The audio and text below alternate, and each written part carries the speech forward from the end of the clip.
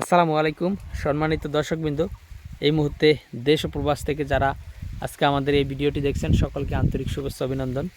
দর্শক, যে ঘাসটি আপনাদেরকে দেখানো হচ্ছে এটি মূলত নতুন জাতের একটি ঘাস। এটি হলো তাইওয়ান থেকে আমদানিকৃত। দর্শক, এই ঘাসটি তাইওয়ানের জায়ান্ট কিং বলা হয়, আর বাংলাদেশে একে তাইওয়ান হাইব্রিড বলা হয়। দর্শক দেখেন, একটি জারে ম্যাক্সিমাম এখানে 50টি কিংবা 60টি চারা হবে।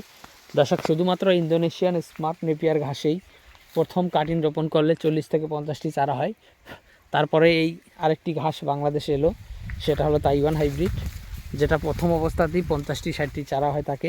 আর এই ঘাসটি স্মার্ট নেপিয়ারটি তো খাটো হয়, আর এই ঘাসটি দেখেন কি পরিমাণ লম্বা হয়, কি পরিমাণ মোটা হয়। দর্শক, মোটা যদি গুয়াতিমালা ঘাসটির কথা বাদ দেই, গুয়াতিমালা ঘাসটি অনেক বেশি মোটা হয়।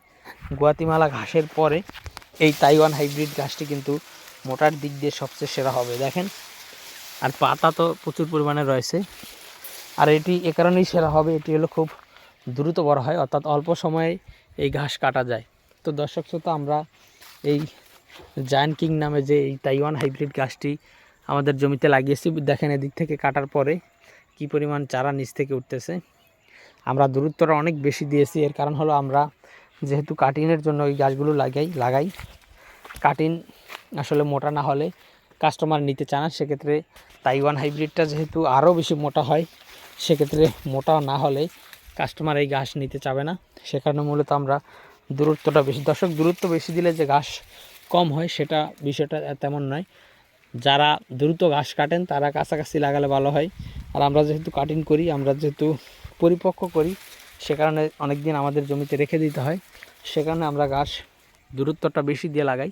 তো দর্শক দেখেন ঘাস কী পরিমাণ লম্বা হয়েছে এবং কী পরিমাণ মোটা হয়েছে।